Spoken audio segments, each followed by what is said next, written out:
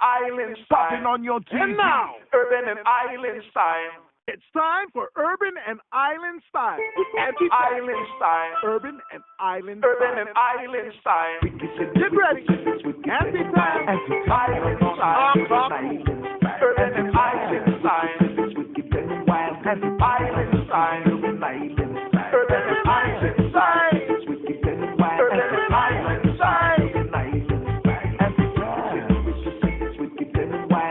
Popping on the TV, Urban Island Style.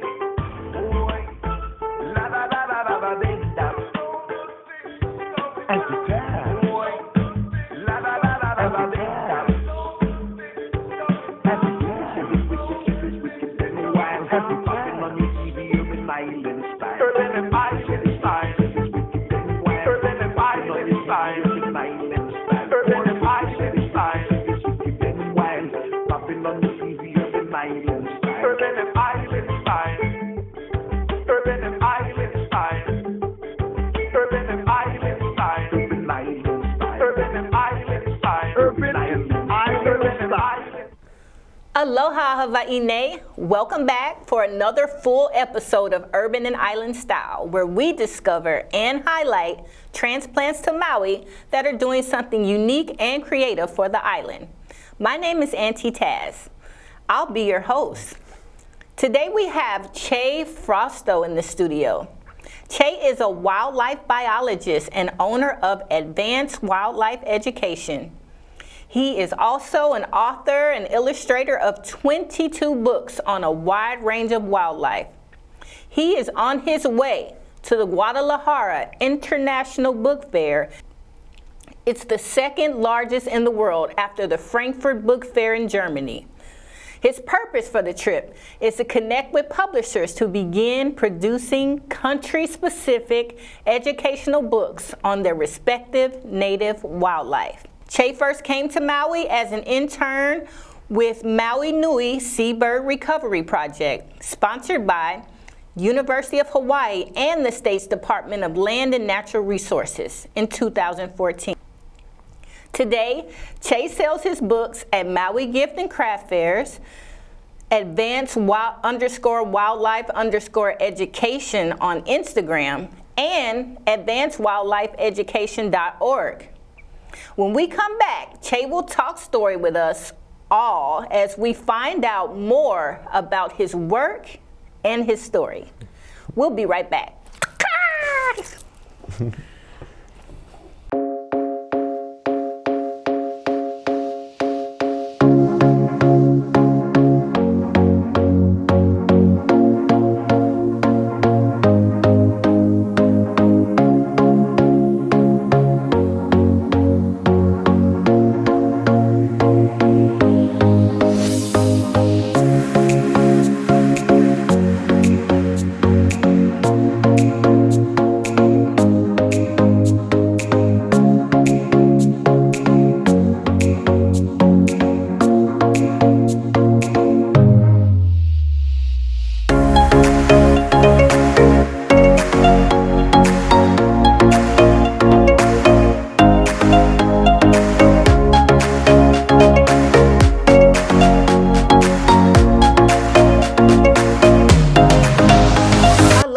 Welcome back to Urban and Island Style. I'm here in the studio with Che Frausto. Aloha, Che. Aloha. Thanks for having me. Absolutely. Thanks for being here. I'm interested. You've authored 22 books. Can we have a look at some of those books? Yeah, so this is my most popular one, Native Hawaiian Species. So I did all the illustrations and self-published the books myself. So that's the Hawaiian name, fun facts, diet, status. I just realized that people want to help, but you can't protect what you don't know exists. And there's 25 different species. The books are in English and Olelo, like how people can help on a personal level, where different introduced birds are from. Some people are always scared about sharks, so I added this graph. It shows deaths in the US on average pure by species. So only one person's by sharks compared to 20 by cows, 20 by dogs, 52 by deer, and then the most by hornets and wasps. Cool. Right? So like 20 to 1 cows to sharks. Sustainable versus unsustainable fishing. All the books have photos so you can see what they all look like. I have my Instagram. I'm always posting daily wildlife educational videos, and then also an app so that I developed this during the lockdown so that the keiki can do it on their phones. So I have it on Apple and Android. Wow, you have your own app? Yeah. Oh my gosh, how do you create an app? This was really, it took about 3 months on each Apple and Android. So I was working with a team in India, working from midnight to 6 a.m. Working with them. So that took a long time, but that was awesome. That was a huge step because I've always wanted to do. I just never had the time. So someone could go to your app and they could actually color the images using their phone or any other type of mobile device? Yeah. Wow, that is so cool. Yeah, so that's a really cool tap to color feature. There's 225 colors that you can pick from, and then it also has the photos so you can see what they actually look like, and then the information. So it's just like the book, but just a digital version. That's a great idea. I love that. Thanks. And I also work in the community. So I do different shows. I go to schools. I talk to keiki about, like native wildlife and going into conservation, and then combining their passions and starting their own businesses. And then each book has its own custom sheet of stickers. And then working in conservation, funding is always an issue. So with all my products, I give back to help out local conservation groups. So. Yeah, I have 22 different books. I've self-published 14, so I have my Malka and Makai. So these ones are more the tribal drawing style. So this is a Hawaiian fish and marine mammals, and the other one's more forest birds, plants, and insects. Yeah. But they're all the same concept. Then I have like sharks and rays, North America. So this one's in English and Spanish. So it's about 100 pages. There's 40 different species from around the U.S. I have endangered species, even like dinosaurs. I kept getting asked about dinosaurs. I have like a prehistoric wildlife book. The history of different dog breeds and domestication of the wolf. Fish of the Pacific, marine mammals, big cats, and they also go by different regions too. So I have like Pacific Northwest and Sierra Nevada. But my most popular ones are the Hawaiian ones that I have. All three are in English and Olelo, so Malcolm Makai, and then my first one, Native Hawaiian Wildlife. What's Olelo? Olelo is the Hawaiian language, or Olelo Hawaii. So I've, That's great. Nice. Okay, so 22 different books. The Native Hawaiian, of course, is pretty popular here in Hawaii. Of all of the different wildlife that are in there, can you talk to us about the one that you're most passionate about? Yeah, so that would definitely be the Wa'ukani, or the wedge-tailed shearwaters. So when I was working with the Maui Nui Seabird Recovery Project, we were working with these birds. They can dive 200 feet underwater and sleep and fly at the same time, but they burrow on the beach, and a lot of times people saw the holes and that was like rats or mongoose and put trash in them. But once they found out seabirds, they got really excited and wanted to help. So that's when I realized education was most important, and I've always loved to draw, so I just kind of combined my passions and started all this. So I've been doing this full time for about 5 years now, and actually a lot of work that we do with the Seabird Project. There's a card here. So right now it's the fledging season for the Wa'ukani and the Ua'u, or the Hawaiian petrels. So these birds, they use the moon and the stars to navigate, so bright lights really confuse them, so they end up circling around the lights and coming down, and they're getting exhausted, so people find them all over the island. So between September and December is their time where they're leaving. So if you find any they usually like corners and dark spaces, it might be underneath cars, but you would get a towel and then hold its wings in and put it in a box with the towel on the bottom, and then you call 573 bird, and then somebody from the Seabird Project will come and pick them up. Is that 808 573 bird? So wait, let's talk about that for a second. So I heard you say that the light that's coming off of the resort areas kind of sounds like a pollution to the birds' natural habitat that's causing hardship for birds and other wildlife. Just to make sure we don't miss that, can you just give us more information on that as far as how the birds are distracted by the lights that are naturally given up by the resorts, and maybe even if the resorts are willing to do anything to help correct that? Yeah, so it's the high frequency, the bright blue lights are that throw them off. So usually we ask people to cover them or have them filtered down, so they're not just pointed up at the sky. And then this also is a problem for sea turtles as well, because they all use the moon to navigate. So just a really bright, high-frequency light throws off the wildlife. I didn't know that turtles use the moon to navigate. To navigate for what purpose? Just when they're laying their eggs they come on the land and then they go back to the ocean. Otherwise, they kind of get disoriented a little bit. So would they be more prone to come out like during a full moon or specific phases of the moon? Full moon being in the most illuminated phase, of course. Yeah, I would think it'd be more the full moon. I did not know that turtles use the moon to lay their. That's great. Thank you for sharing that. Yeah. But yeah, and then again, the number is 808-573 bird, or yeah. So if someone were to see one of these birds, they should put it in a box with a towel underneath. Underneath it, and then not give it any food or water, and then call one of the biologists at the Seabird Project. Sure. What about touching? If you find something, it's a discovery, you want to touch what you find. Is it harmful for the birds if you touch them in any way? Yeah, so your oil on your hands might mess up their waterproofing, so using gloves or a towel would be best. Great, that's good to know. Thank you for that information.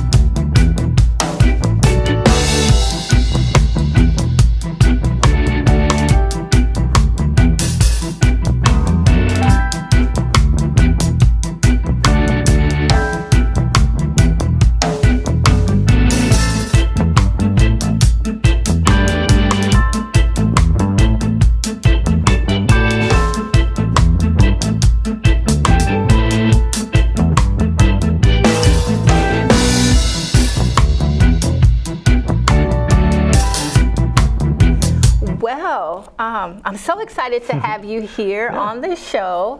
I know a little bit about you. I first seen your booth at the craft fair in Lahaina. It's a very nice booth. Grabbed your attention. There's this tall, flag, teardrop flag sign up, so you make sure everyone can see you. Definitely. But outside of that, I don't know much about you. So please tell me, as well as our guests, who is Che Frausto? Yeah. So originally, I grew up in Southern California in Pasadena. I went to the University of Colorado at Boulder, where I studied biology, ecology, and environmental studies. I worked for the Forest Service in Northern California in Susanville, and then after that I was awarded a AmeriCorps Kupu internship with the Maui Nui Seabird Recovery Project. So that's what I came out here initially. I was a 1 year long intern, and then I got hired on full time. So I was with the Seabird Project for 3.5 years, and then I started this business in 2016. So I've been doing it full time for about 5 years now. Wow, that's so cool. Okay, a California native. Very cool. So before you actually, got into the passion with wildlife, what did you do before that, say while you were in school or before you actually went to college? What did you do before? Yeah, so since I was young, I've always loved animals. I had a whole bunch of pets growing up, so I had 2 wolf hybrids, a bearded dragon. Wait, I had guinea 2 pigs. wolf? Yeah, I was a wolf. Yeah, so, hybrids. Yeah. Wow. Okay. Yeah, so one was a wolf chow, and then the other was a wolf chow husky mix. Really? Yeah. You can mix wolf with regular pedigree of dog? Yeah, so they're a lot bigger, really smart. They're really protective of the family. This is amazing. I've never heard of that, ever. How did you come across a wolf chow dog? When they sell them, in the area? There was one wolf, and it got into, there was a foot trap, and they had to remove one of its legs, but the woman who was taking care of it, because it couldn't be in the wild, so she was rehabbing it and then took care of it. And then the neighbor's chow got into the yard one day. Oh, got frisky, ooh. Brave chow, yeah. Oh my gosh. So just for clarity, the wolf, was that the male in the scenario or female? The wolf was a female. So a male child wanted to holler at the wolf. Okay. Yeah, and then the other one we got at a pet store. A lot of people weren't used to wolf hybrids, so they kept getting returning her. So then we adopted her. Yeah. So what's your fondest memory with the wolf cubs or pets? Probably when I was really young, the dog it'd basically follow me everywhere I went, just like to protect me away from like going into water or by fire. So it would always try to keep me out of danger. So yeah, I was really protective. Wow. So wolves, they have like a pack mentality, right? Yeah. How did they interact with other like dogs in that area or neighborhood? Were they wanting to add those dogs or welcome them into the pack, or was it more you're definitely not with us and you better not come close? They didn't get along with other dogs. It was just or people that were outside of its pack or that it knew. Yeah, definitely not like the super friend, like a Labrador or something other dog that would be really family friendly, like That's so cool. I'm trying to imagine you at like 10, 11, or 14 with wolves walking down the street, or you just take them on a walk like regular dogs and stuff. Yeah, take them like on hikes and stuff. But yeah, very smart dogs. But still domesticated. Wow, that's great. Yeah. And you said something about a dragon? Yes, I had a bearded dragon. I had guinea pigs. I had 2 different snakes, a corn and a pine snake. So growing up, I had a whole bunch of different pets. And then my parents, we were always outdoors hiking a lot. So both my parents worked for Outward Bound Adventures, which was, I'm familiar. Yeah, so they take inner city rescues out into the mountains and backpacking. And so I'd go on a lot of trips with them as well. So I was constantly outdoors. That sounds okay. So those snakes, just so that we can understand, are we talking about like a little snake? Are we talking about a big snake? Now, what are the size of these snakes? The pine snake got up to maybe 5 feet. So yeah, 4 or 5 feet. And you were probably 3.5 feet with a 5-foot snake. Yeah, I was maybe like 10 at that time. Wow. Yeah. That's pretty cool, actually. Yeah. I love that. Okay, so you grew up with a lot of pets and stuff, and your parents were involved in Outward Bound, which is a great program. Like you said, for my experience with it, inner city kids and stuff, they would take them out of that environment and take them into nature to try to get them to connect to something other than adversity. Yeah. And that's a great program. So you did that, and that's probably kind of what inspired you to go to school for the marine biology? Biology, environmental. Yeah, so I've always wanted, my dream since I was little was to work with animals and be a wildlife biologist, so that was always the goal there. So yeah, through high school and college, I just knew what I wanted to be and just went straight to biology. And very cool. Have you ever thought about having a show, like that guy that says Crikey? Oh, yeah, Crocodile Hunter. Yeah. Yeah. Oh, that would be really cool. I have a little bit like that with my social media. I'm always posting all kinds of videos and educational stuff, but I don't know. So we can see you like interacting with live animals on your social media, the Instagram? Oh, that one's other videos or reposting other wildlife videos. Yeah. Wow, so that's pretty cool. Cool. So that's a great way to like discover your passion. So we know that you came to Maui initially in 2014 as an intern. Yeah. Tell us about that experience. What do you remember? What was your fondest memory? And then what was your not so fond memory?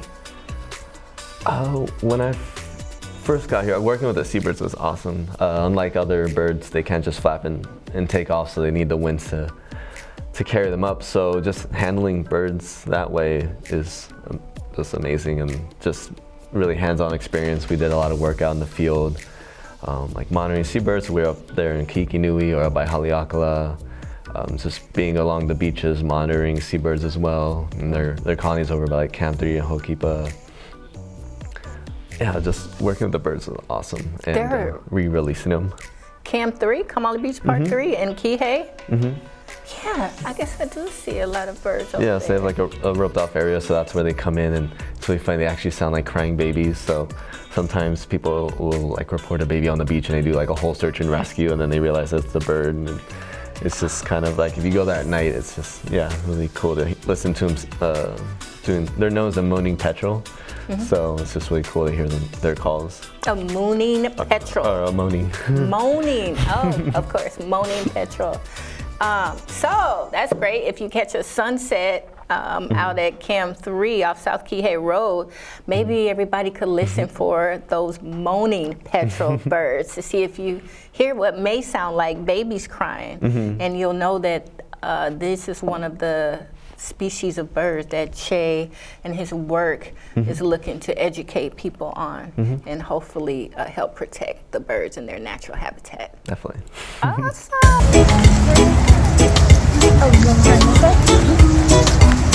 And again.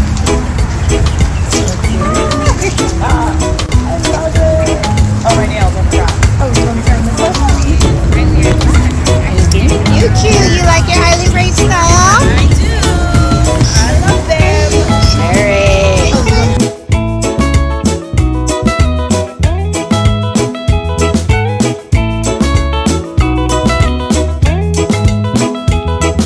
After you got to Maui, did you have your business already or no? No, so I was with the Seabird Project for the first 3.5 years. Okay. And then I didn't start this until 2016 when at work. So what was your transition moment into going from intern to business owner? That was awesome because I had my first book. Originally I wanted to do some kind of CD project, but then I realized that it'd probably be better with educational coloring books. So I started doing the swap meet. I was doing that on the weekends and then had my regular full-time job with the Seabird Project. So they overlapped for about 1.5 years where I was doing full-time with the Seabird Project and then working craft fairs on the weekends. That's cool. So a lot of people don't know, but there's a lot of really unique, dynamic individuals that work in the craft fairs. Yeah. They're not just people in the 10x10 booth that have something to sell. I'm curious, what made you decide to sell your product of educational coloring books at the craft fair of all the different styles of business or sales? Yeah, so when I was first starting out, I didn't really have the social media following or email marketing because I was just starting out, so I was trying to find a place that I can sell directly to the consumer and just really get out there and get hands-on experience and get feedback from customers as well on how I can improve. And so the Swami was the perfect place because there's just so many people there and it's just getting in-person sales and meeting wholesalers that way too, because you never know who's coming up to the booth. That's true. And so I love that what you said about getting feedback, especially when you first kind of start off in the business. First, you always want to get started even if you don't have the right answers. But you're coming across people from possibly all over the world when you're out, especially in a place like Maui, right, where people come to vacation. Yeah. Can you recall any feedback in the beginning that you may have received from, travelers or onlookers or passerbys that helped to shape what we see today with the 22 book series you currently have? So I would say probably having the photos in there was a huge thing because people were like, how do I color these or what color are these animals? So adding the photos was huge. And then asking about how people can help on a personal level. So people are like, what are ways that you'd recommend that? What can I do to help? So then that's when I put that in the books as well. And then also I got a lot of questions about sharks. So that's when I added that graph showing that's in the US on average per year by species. So it's how it's only 1 year by sharks and 20 by cows. So things like that. The cover has changed maybe 6 times now, just trying to make it more attractive and colorful. And then I also do the Mary Monarch, the Invitational Craft Fair show. Oh, wow. Yeah. So this will be my 4th year doing it this time, but definitely getting it bilingual in English and Olelo Hawaii was huge. Sure. So that was a lot of feedback that I got too. So I'm like, So you got feedback about what the cover looks like to make it more attractive to people. You got feedback about what to add into the book to make it more interactive for the reader and also allow them to connect to you and maybe even influence their behavior so they know how to better serve or look after these different types of wildlife when they come into close proximity. So feedback is super huge. Oh, definitely. And even the topics for the books. Yeah. Yeah. It's just like, oh, you should do like, because like dinosaurs, I kept getting asked about like dinosaurs. I'm like, okay, I'll do like a prehistoric wildlife book, or like, oh, do you have anything with like snakes, or something like, oh, I need to do reptiles book or endangered species. So just getting a lot of feedback that way and what subjects people are really interested in.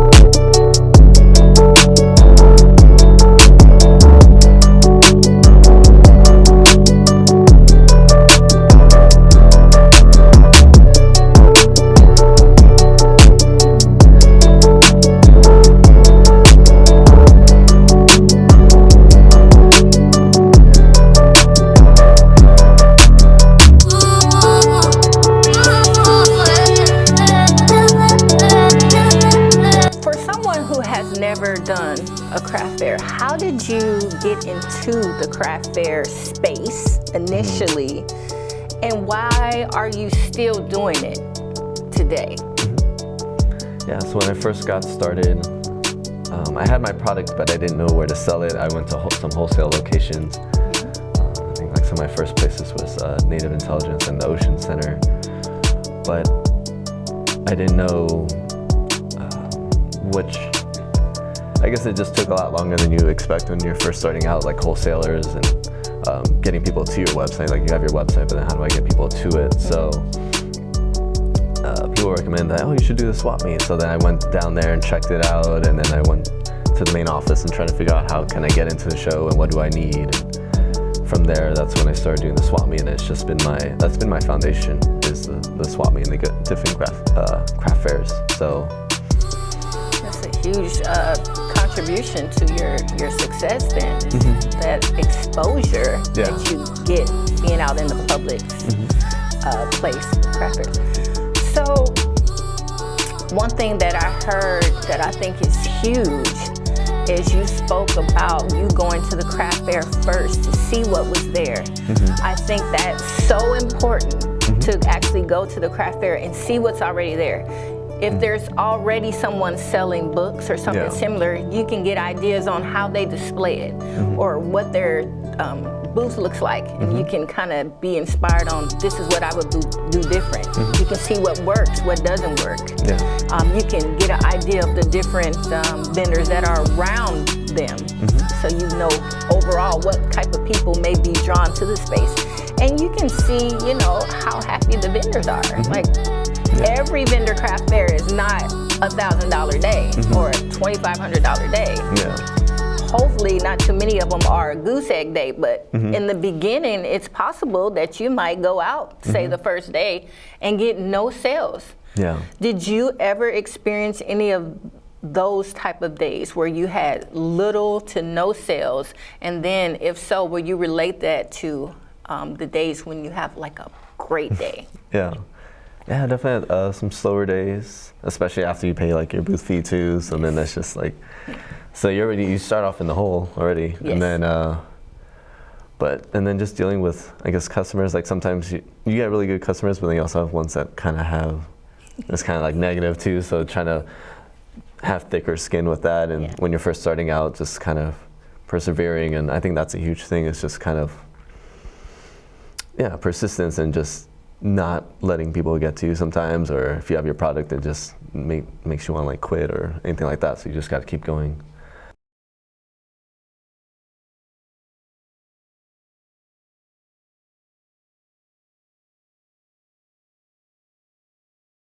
So, yeah, a lot of people just don't know. We definitely, you know, I'm a vendor as well.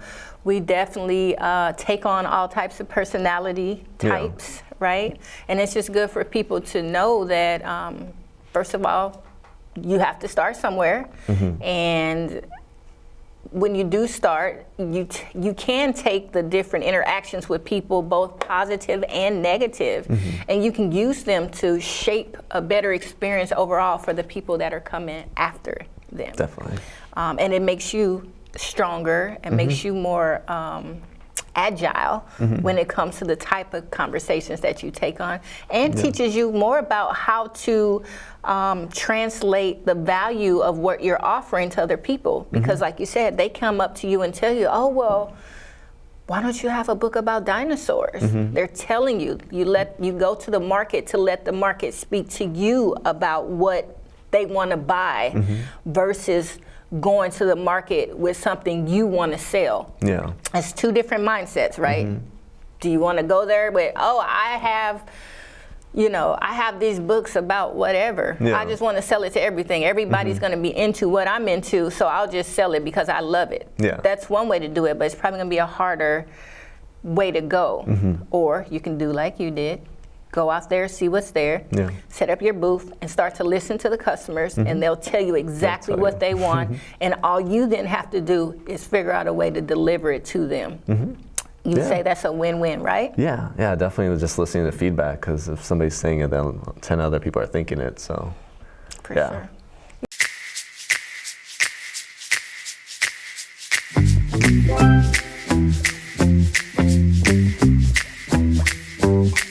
Did you have any other tips that you would kind of share with any of our viewers about display setup or anything for the type of product that you have, books? Definitely say just being able to adapt is a huge thing, because every day it's different people, it's different weather, there's all kinds of different factors. You might not have one product, you might be sold out, so just being able to adapt and just not being stuck in your ways, and just trying to figure things out and just problem solve instead of getting down or anything like that. Sure. What are your thoughts on having different price points inside of your booth? Like, do you just have one product that's one price and everything's the same price? Or do you have a variety of products that may have a different price point, so someone who maybe can't take home the book today can take home something else that would remind them of the book and possibly allow them to revisit a website or some type of way to contact you so they can upgrade their purchase? Yeah, so usually in my booth I have like an in-person booth special where the books are 1 for $15 or 3 for $40, so I do bundles that way. I also have my stickers, so if you didn't want the book or you just want the stickers in the back, then those are $5. And then I also have bamboo shirts that I do 1 for $30 or 2 for $25 or 2 for $50. That's great. So it's just having little bundles and incentives for people. So your people can read about what you do, they can color, they can wear your message on their back in terms of a t-shirt, or they can grab a sticker and put it on whatever they want to show the world and remind themselves of their contribution to you helping educate about wildlife. Definitely, yeah. So there's a whole bunch of different ways that people can get involved.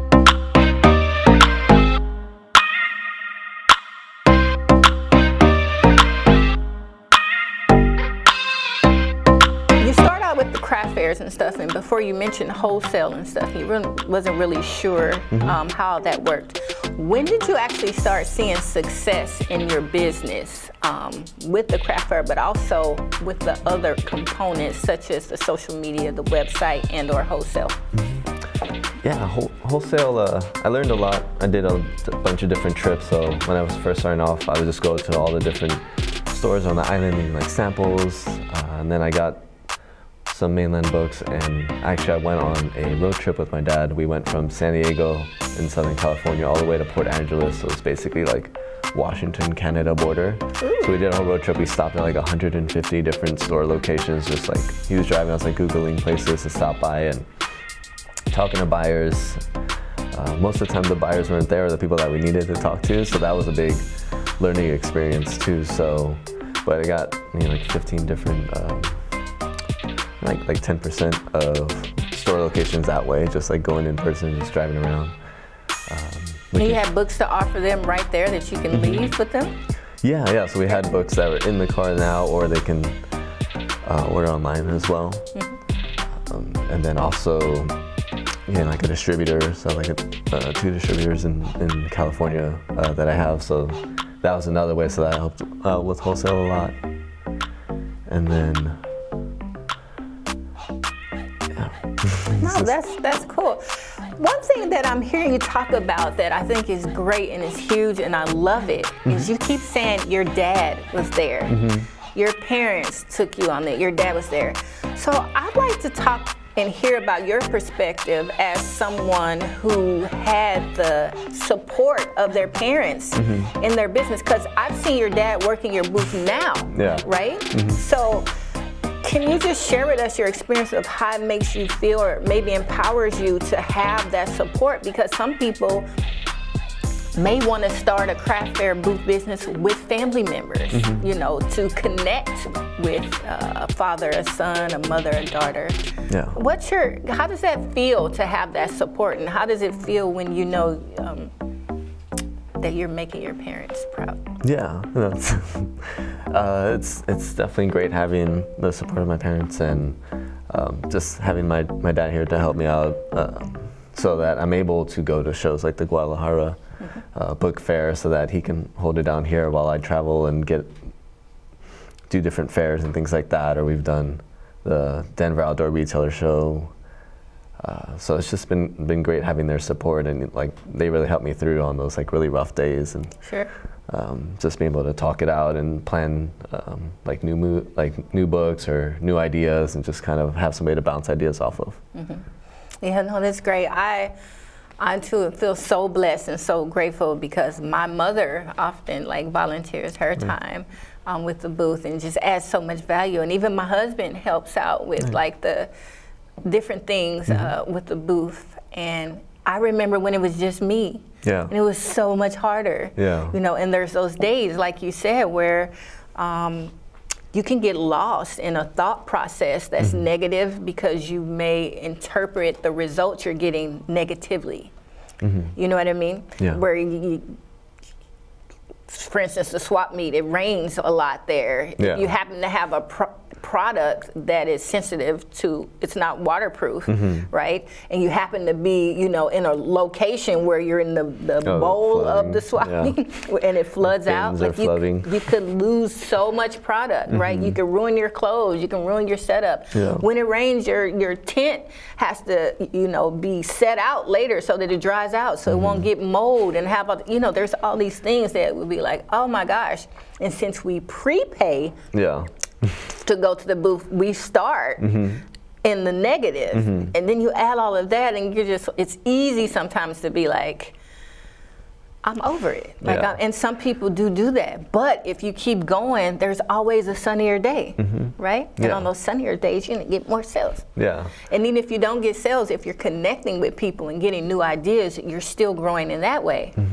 So thanks for sharing. I think I've broken like 4 tents on windy days already, so that's like another factor. Just having books in the rain or the wind is pretty tough. Especially in the wind. And I've seen tents go flying across Kanapali Beach Parkway and hitting people, they're innocent bystanders because they don't have enough weight. So it's important to have your display down, but make sure that it's safe for others to be around as well. So that's cool. So I just want to transition a little bit. Are there any issues related to your field that you're passionate about? And if so, what are they? Can you repeat the question? Are there any issues related to your field that you're passionate about? And if so, what are they? Yeah, so the biggest is that unfortunately Hawaii is the extinction capital of the world. It's because the only native mammals here are the monk seal and the bats. So all these animals have evolved for millions of years without any predators. And now there's like feral cats and mongoose and rats. So that's a huge one just because it's like out of sight, out of mind. And a lot of the birds that you see around here, a lot of species are all like introduced. So like the minor birds are originally from India. They're brought over to take care of agricultural pests in the 1800s. The red-crested cardinals, the gray-belted redheads, are from Brazil and like South America. And you also have like the Jackson chameleons are from Kenya. Oh, wow. So those are brought over from a pet store owner on Oahu. So I guess he brought a shipment in. They look kind of sick, so he put them in his backyard, thinking he'd collect them back later. And then from there, they spread all over. He just put them in the backyard? Yeah, because they're kind of sickly, so he thought he'd just recollect them. But yeah, there's even those poisonous dart frogs, like the bright green and black ones, Central America, that are on Oahu. So just getting the education out to people, because it's just, I realize that people want to help, but yeah, you can't protect who you don't know exists. So just getting all the information out there. And we're doing a lot of work on remote fields, but I felt like I could be more of a bridge between the community and nonprofits by doing this. Yeah. That's great. Yeah, we appreciate the work that you're doing because that's huge.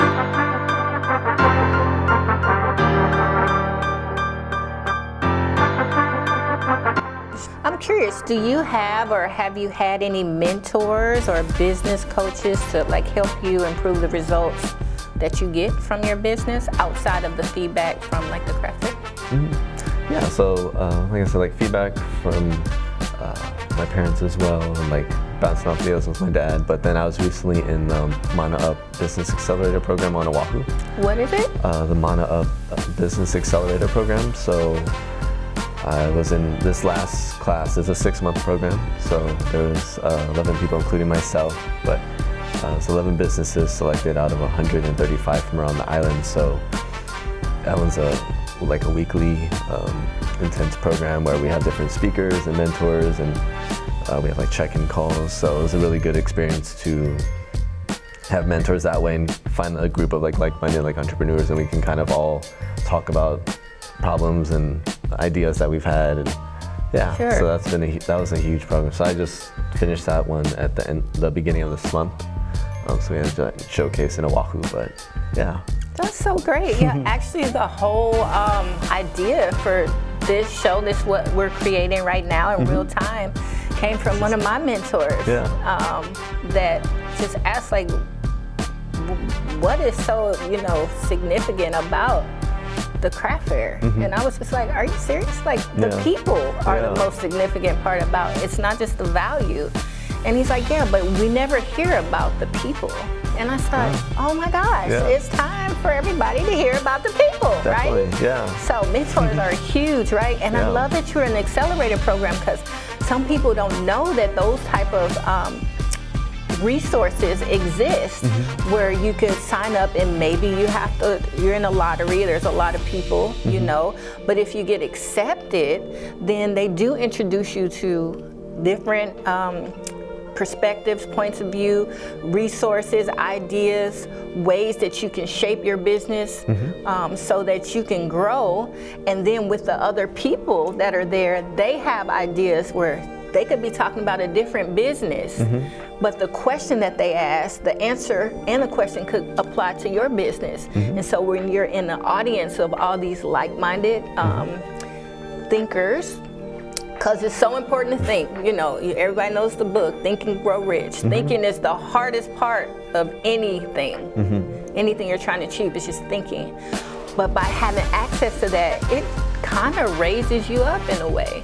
And then if you choose, you can then become a mentor for someone else. Yeah. Is that something you would offer in the future? Maybe a mentorship to youth? Classes at school or something where they could come out with you on a hike or something. You can show them what to do, how to do it, what's important. Is that something you've done? I mean, it's kind of, I go to classes now and talk to Kiki about like combining their passions to start their own businesses. But another goal of mine is to create a nonprofit foundation to go along with this, so that I can create scholarships for like students of color in the sciences. Oh, that's fantastic. Yeah. Please let me know about that. I'd like to be involved. I'd like to be a contributor for scholarships. That's great. Definitely. Because I also have like a non-for-profit element that I'm working on. It's like creative ways, to teach people how to do the same thing. So those would go together, and Urban and Island would be happy to support that. Yeah. Oh, that'd be awesome. Yeah, absolutely. That's great.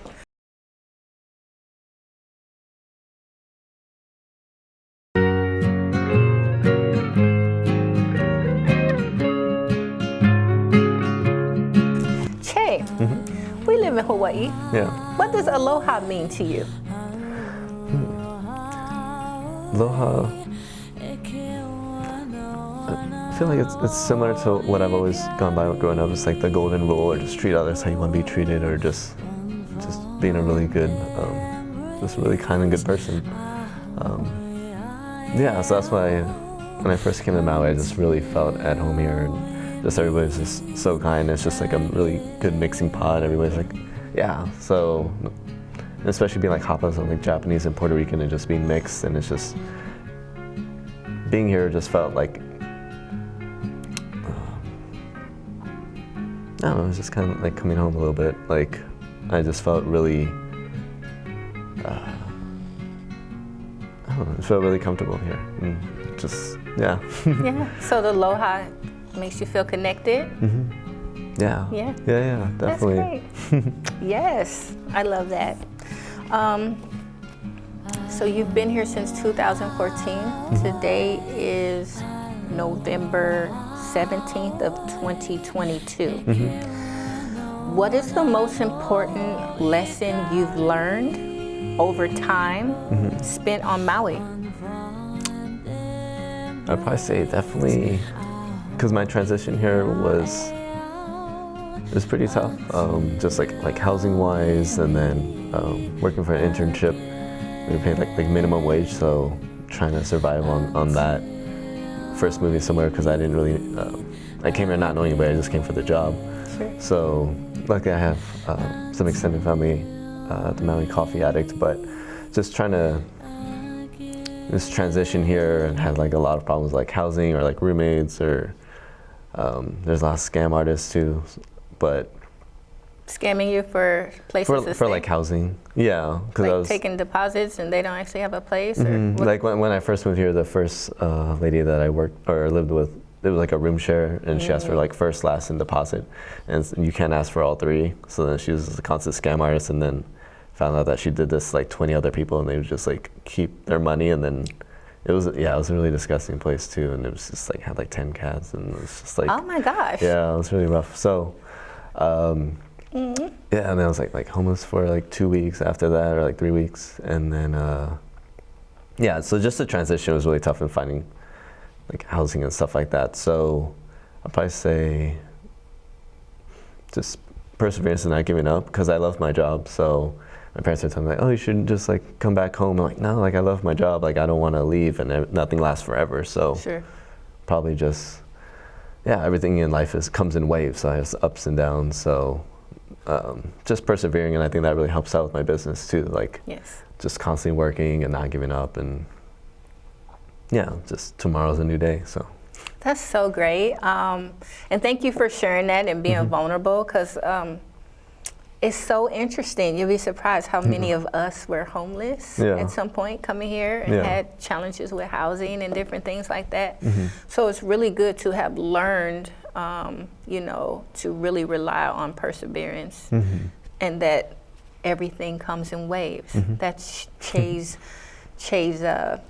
what do you call it? I'm gonna put that as your phrase. Everything comes in waves. like that one, and then just taking small steps every day, but over time, you have like long distances. So Taking small steps every day. So doing over something. time. I love that. Well, Che, it's been great getting to know you. I do just have one more question. May end up being two, because if you're open to it, I think it would be helpful for people to understand the importance of what happens when a person is homeless on an island and they have no resources. What happens internally in terms of you having to depend on the only thing that you know, which is you? What lesson would you share, or tips, or even advice would you give to someone who wants to move to Maui, or they have moved to Maui, they just got here, there is no job that they can find immediately?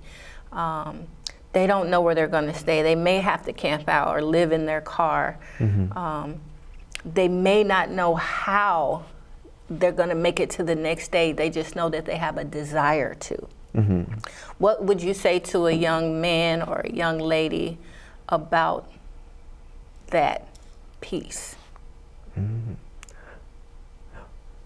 I'd probably, coming with a plan would be helpful too, because I've met people that in similar situations, but they just kind of on a whim just came and didn't really have a plan, like have a job lined up or anything like that. So that makes it really hard if you don't have a job. And so luckily I had the job at the Seabird Project.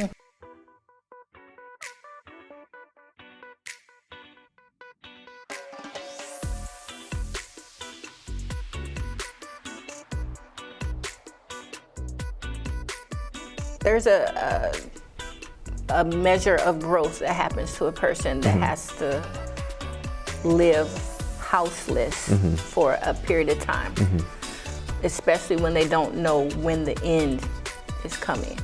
So I'm just wondering, just person to person, just like, is there anything you would want to share with people to maybe encourage them? Because you know the homeless population here is really high, and there are full families living outside with kids and everything like that.